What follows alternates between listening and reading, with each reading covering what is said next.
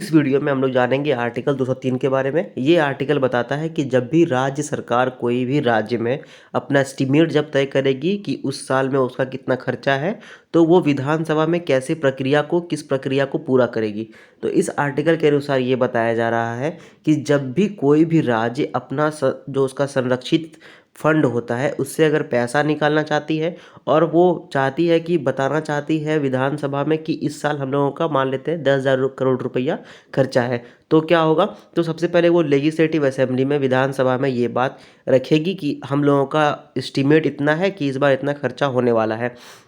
लेकिन जैसे ही ये बात विधानसभा में पता चलेगा कि इस बार सरकार को इतना खर्चा है, विधानसभा उस पे वोटिंग नहीं करेगी कि हाँ हम ये लोग ये बिल पास करते हैं। वो एक बिल की तरह नहीं ट्रीट किया जाएगा, उस पर बिल के रूप में उस पर वोटिंग वगैरह नहीं होगा। लेकिन उस पर डिस्कशन हो सकता है, विपक्ष पार्टी सरकार पर उंगली उठा सकती है कि इतना इस साल आप लोग खर्चा कहाँ करिएगा, क्यों करिएगा, तो ये सब चीज़ें हो सकती है। बट उसमें वोटिंग नहीं होगा।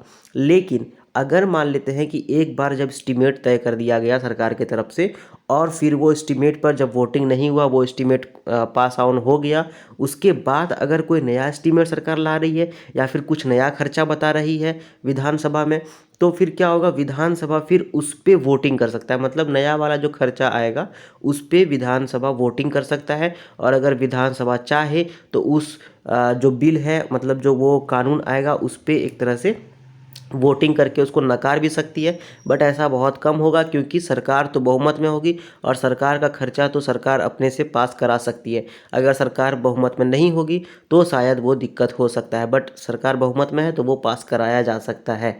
ठीक है। इस आर्टिकल के अनुसार ये बताया जा रहा है कि गवर्नर जो है वो राज्य का सबसे बड़ा हेड होते हैं। ठीक है।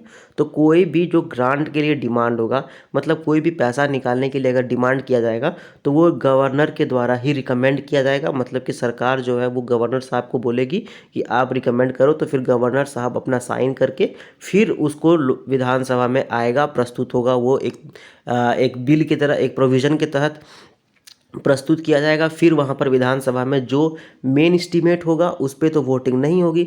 लेकिन एस्टीमेट जब मेन एस्टीमेट ख़त्म होने के बाद अगर कुछ अलग, जैसे कि बाढ़ आ गया हो या फिर सूखा पड़ गया हो, उसमें अगर राज्य को खर्चा चाहिए तो उसको निकालने के लिए उस समय नया वाला जब एस्टीमेट आएगा तो उसमें वोटिंग वगैरह हो सकता है।